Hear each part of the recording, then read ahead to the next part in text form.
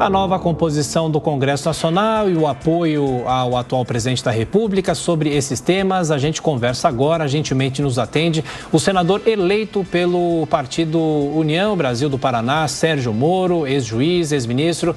Tudo bem, ministro? Muito obrigado, parabéns pela eleição, obrigado por estar aqui conosco na Jovem Pan. Bem-vindo. Bom dia, muito obrigado pelo convite, Tiago, Adriana, Roberto, Amanda, um grande prazer estar aqui falando com todos vocês. Isso, eu queria começar perguntando para o senhor sobre uma decisão de ontem do Supremo. O Supremo decidiu respaldar o poder ampliado do TSE contra as fake news. Claro que a gente vai falar sobre a composição do Senado para o ano que vem e também o apoio ao atual presidente. Mas de que formas o senhor vem avaliando esses superpoderes do TSE? Olha, eu sou sempre favorável à liberdade de expressão. Acho que o debate público ele tem que ser o mais amplo possível. Existe uma questão relacionada a fake news, que é vamos dizer, é um fenômeno antigo, mas tem hoje uma dimensão diferenciada por conta das redes sociais.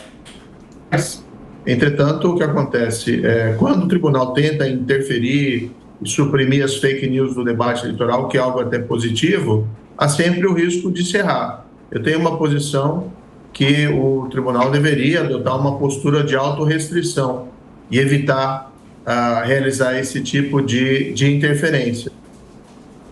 Então, a gente tem visto muitas vezes essas intervenções, algumas que são consideradas como corretas e várias outras que são consideradas como erradas. Isso tem gerado aí um debate complexo dentro da sociedade, porque muitas vezes parece um favorecimento de um lado ou de outro. Por isso que eu acho que a postura melhor para o tribunal seria adotar uma postura de autorrestrição e evitar uma interferência, a não ser naqueles casos que houvesse uma clareza solar de que se trata de fake news. Na sequência, as perguntas dos comentaristas, começando por você, Roberto Mota.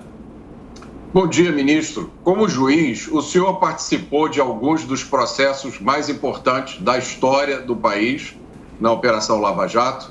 E, alguns anos atrás, o procurador de Justiça do Paraná, Rodrigo Chemin, escreveu um livro prevendo que ocorreria aqui a mesma coisa que ocorreu na Itália depois da Operação Mãos Limpas. Uma reação do sistema contra as forças que combatiam a corrupção. O senhor acha, agora, passado alguns anos, que o procurador Rodrigo estava correto? Ocorreu essa reação? Certamente, Roberto. A gente está vendo isso com clareza, quando inclusive um dos candidatos à presidência é o Lula, que foi condenado na Operação Lava Jato em 3 instâncias e depois foi beneficiado por uma decisão do Supremo, da segunda turma do Supremo, a meu ver, um claro erro judiciário. Houve um certo desmonte desses aparatos de combate à corrupção, isso veio do Congresso, isso veio do Executivo e veio do Poder Judiciário, mas o símbolo máximo dessa impunidade é essa situação que nós estamos vendo hoje. Por isso que eu me posicionei nessa eleição muito claramente. Eu tenho minhas divergências com o presidente Bolsonaro. Agora, na minha opinião, é inaceitável a volta do Lula. Claro que ele tem que ser derrotado pelos meios democráticos, porque, no fundo, é uma mensagem ao país que o crime compensa. Então, nós vimos essa reação do sistema político. Esse também é um dos motivos pelos quais eu resolvi entrar na política. Alguém tem que levantar essa bandeira novamente e a gente vai trabalhar no Congresso pela volta do combate à corrupção. Amanda Klein. Bom dia, ministro. O senhor declarou apoio ao presidente Bolsonaro nessa campanha, inclusive participou de um debate com ele na TV Bandeirantes, aconselhou, gravou vídeos para sua propaganda eleitoral, mas recentemente fez acusações muito sérias contra o presidente da República. Eu gostaria de retomar algumas e eu cito, em relação à interferência da PF, por exemplo, o senhor disse o seguinte em abril de 2020... Abre aspas, o presidente me disse mais de uma vez expressamente que ele queria ter uma pessoa do contato pessoal dele, que ele pudesse ligar, pudesse escolher informações, escolher relatórios de inteligência, seja diretor, seja superintendente. Em relação aos inquéritos do STF, também em abril de 2020, o senhor disse que o presidente me informou que tinha preocupação com inquéritos em curso no STF e a troca seria oportuna na Polícia Federal por esse motivo. E mais recentemente, o senhor disse o seguinte, em abril de 2022, ou seja, desse ano. Assim como Lula, Bolsonaro mente. Nada do que ele fala deve ser levado a sério. Mentiu que era a favor da Lava Jato, que era contra o Centrão, mentiu sobre vacinas, mentiu sobre a Anvisa e o Barra Torres, mentiu sobre mim. O senhor retira todas essas críticas ou o senhor se arrepende de ter deixado o governo dele ou mantém as acusações de que o presidente interferiu na Polícia Federal? Amanda, bom dia, né? Para ser muito claro, eu vou ser um senador independente. Eu fui eleito aqui no Paraná, não tive nem o apoio do Lula nem do Bolsonaro, fui um candidato independente, eles tinham seus próprios candidatos. E eu mantenho minhas divergências em relação ao Bolsonaro e não pretendo reescrever o passado. Agora, muito claramente, nós estamos num momento crucial para a República, para a nossa democracia, no qual um candidato, que é o Lula, que foi condenado por corrupção em 3 instâncias, e ali você tinha uma corrupção vinculada a um esquema de poder. Se fala muito, né, em proteção da democracia e realmente isso é fundamental. Entretanto, nós tínhamos ali um esquema de corrupção que corroía a nossa democracia por dentro. Isso a gente já viu no Mensalão, que era compra, né, segundo a descrição do Supremo, compra de parlamentares por suborno para dar sustentação ao governo federal do Lula. Depois nós vimos no Petrolão o loteamento, o entranhamento da corrupção na máquina pública, focado especialmente na Petrobras, mas não tão somente, para arrecadar suborno, não só para diretores da Petrobras, mas igualmente para partidos políticos e agentes políticos. Diretores estes da Petrobras, os 3 principais, Nestor Severo, Paulo Costa, Renato Duque, que foram nomeados pela caneta do senhor Lula. Então, eu me posiciono contra esse projeto de poder que está manchado por escândalos de corrupção que corroeu a nossa democracia. Além de eu ter entendimento, Amanda, que a pauta econômica do PT não é condizente com uma economia moderna. Eu tenho um receio do que pode acontecer com o país, do ponto de vista econômico, e basta a gente olhar para o nosso vizinho, a Argentina, do Hernandes e da Kirchner, e aqui a gente não quer fazer se interferir em assuntos de outro país, mas tem uma inflação de 60% e a pauta econômica é muito semelhante àquela defendida pelo PT e pelo Lula. Então, eu estou me posicionando nessas eleições, no segundo turno, apoiando um candidato em virtude dos vícios do outro candidato.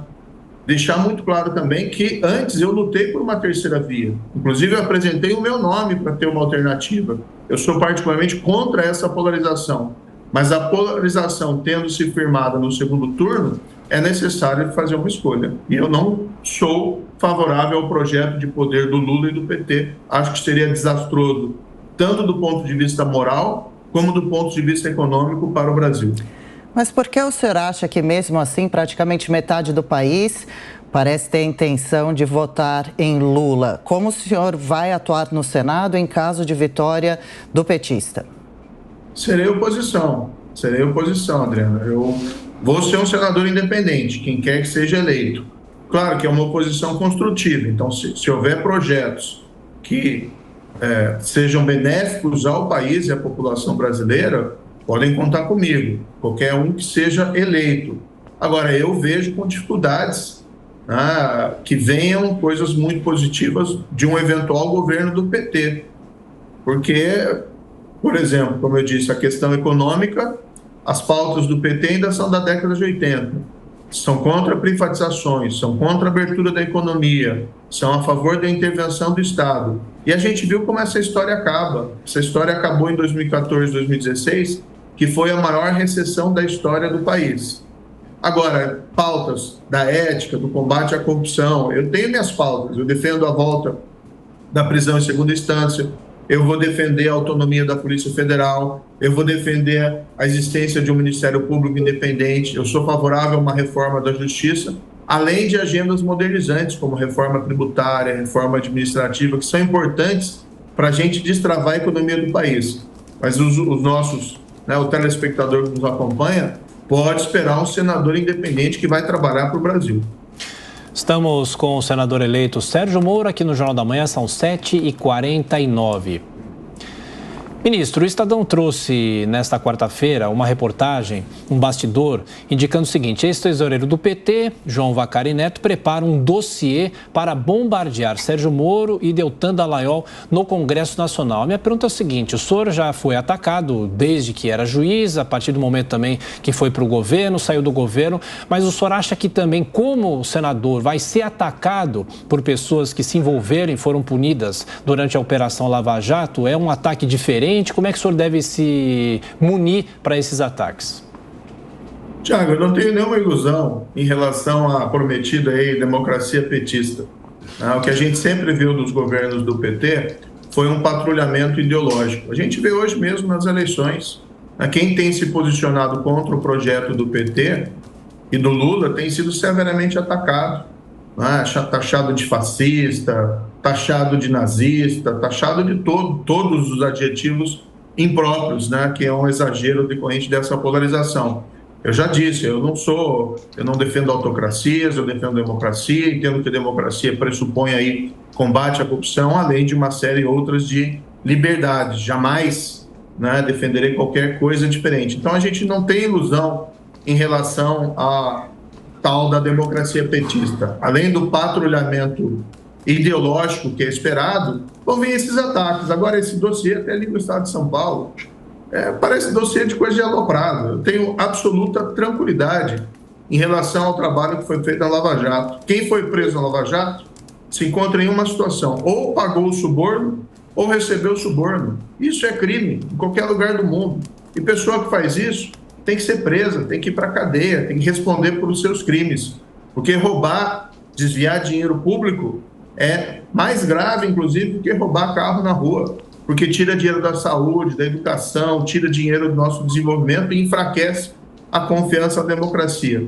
Então, eu estou absolutamente tranquilo, mas caso aconteça um governo do PT, espero que isso não ocorra, e aí nós temos o domingo para ter essa decisão. Caso tenha um governo do PT, serei oposição. E vou esperar, sim, espero que haja um jogo baixo. Mas eu estou com absoluta tranquilidade em relação ao que foi feito no passado e a nossa capacidade de resistir qualquer espécie de tirania, ainda que vindo de um governo Lula. Mota? Senador, o senhor e o Deltan se tornaram símbolos do combate à corrupção no Brasil. E isso é um valor, uma preocupação do cidadão comum. O trabalhador que está nos ouvindo agora, que está arrumando o filho para ir para a escola, ou está dirigindo o seu Uber, ou está lá no seu açougue trabalhando, esse cidadão comum, ele tem repulsa à corrupção. Aí ele compartilha 100% desse valor, honestidade. Que mudanças precisam ser feitas no Brasil para que políticos corruptos não cheguem mais ao poder? Se é que isso é possível. Que mudanças precisam ser feitas? Senador, eu acho que estamos no caminho certo. Deixa eu só registrar, senador. São 7h52, estamos aqui com o senador eleito Sérgio Moro. Roberto Mota fez a pergunta sobre a corrupção aqui no país. Agora sim pode responder, por gentileza. Roberto, nós estávamos no caminho certo. A Operação Lava Jato é um marco, assim como foi o Mensalão, na qual a impunidade da grande corrupção foi derrubada. Isso foi um ponto muito positivo. Agora, essas condições que geraram a possibilidade da Lava Jato, elas foram praticamente desmanteladas, infelizmente, pela reação do sistema político e parte do sistema judiciário. O que nós precisamos restaurar: prisão em segunda instância, o fim do foro privilegiado, eu estou assumindo como senador, tenho foro privilegiado, eu sou contra isso, é um privilégio que nós temos que acabar, é um privilégio não republicano, serve de blindagem para pessoas que fazem coisa errada, e nós precisamos garantir a autonomia das instituições de controle, Ministério Público, Justiça. Além disso, buscar aquela transparência. E o principal, a gente estimular uma cidadania vigilante, porque o melhor instrumento hoje contra mal-feitos na administração pública é a cidadania, é o cidadão demandando integridade, demandando honestidade.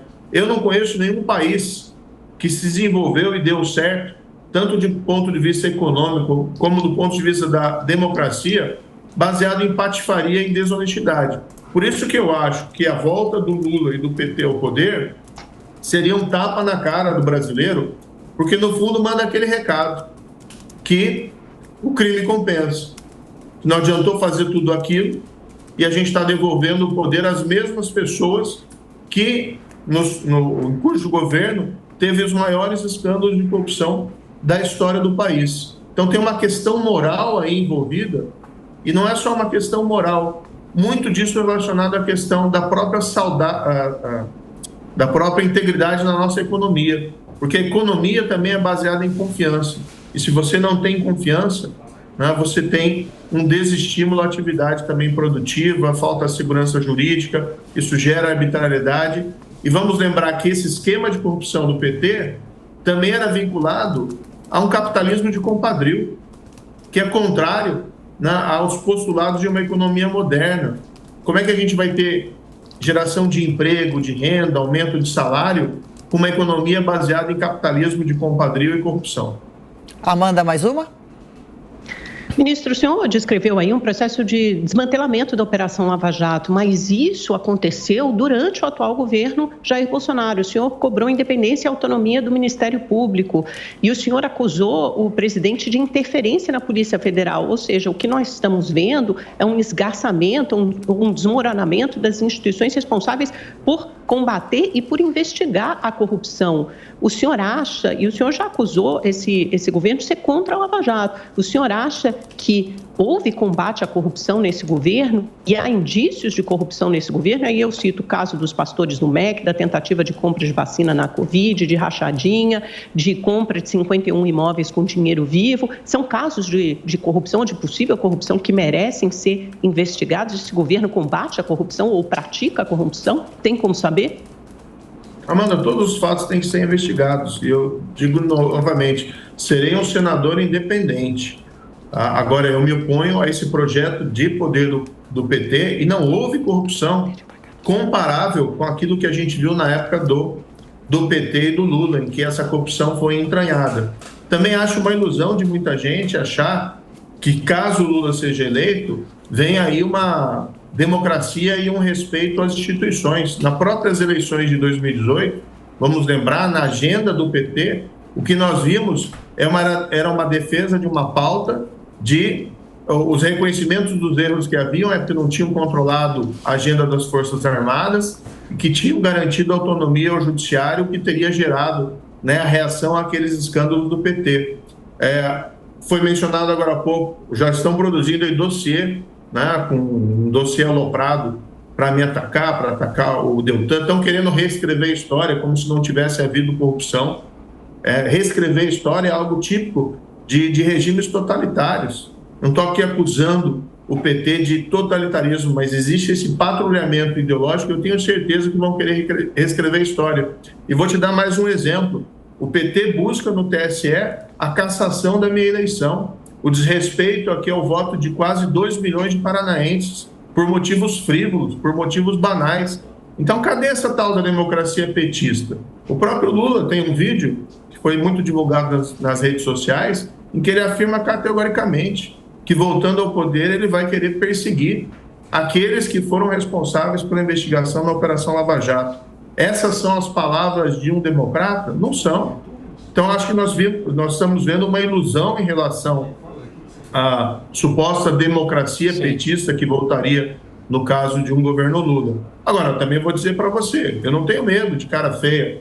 E se acontecer, espero que não aconteça, a vitória do PT e do Lula, estarei na oposição e estarei defendendo as nossas instituições democráticas. Assim como se, eventualmente, ganhar o atual presidente à reeleição, estarei defendendo no Senado as pautas que reputo corretas, independentemente do assentimento ou não do governo. Eu não estou indo ao Senado como funcionário do Bolsonaro, eu estou indo sim como um senador eleito por quase 2 milhões de paranaenses e com uma responsabilidade para defender os interesses do Paraná e do Brasil. E nosso tempo está se esgotando. Em 1 minuto, se possível, por favor. Qual a opinião do senhor sobre a atuação do STF nos últimos tempos? A Suprema Corte abusa do poder, fere a Constituição. Como senador, o senhor votaria a favor de algum tipo de manutenção na Corte ou até mesmo a favor do impeachment de algum dos ministros do STF? Adriana, eu defendo uma reforma da Justiça mais ampla. Tá? E que não seja necessariamente vinculado a um antagonismo ao STF. Eu até acho que é importante trazer o STF para essa discussão, os ministros do STF, que isso facilitaria um consenso para uma reforma da justiça. O que eu defenderia? Fim do foro privilegiado, prisão em segunda instância e mandato de 12 anos para os novos ministros do Supremo Tribunal Federal. Não para limitar o período dos atuais, que eu acho que isso é mudança das regras do jogo. Também sou contra aquela história de ampliação de número de ministros, acho que isso não funciona. Isso segue um caminho também que é ruim para o país. Né? O pessoal às vezes reclama, tem 11 problemas no Supremo, se ampliar para 16, você vai ter 16 problemas. No fundo, o que a gente precisa fazer, tá, é uma reforma das competências do Supremo para também evitar essa excessiva judicialização da política. E os partidos têm que fazer uma autocrítica, porque é eles que levam muitas vezes essa judicialização. A gente estava falando no início aqui das atuações do TSE, que muitas estão sendo avaliadas como censura, né?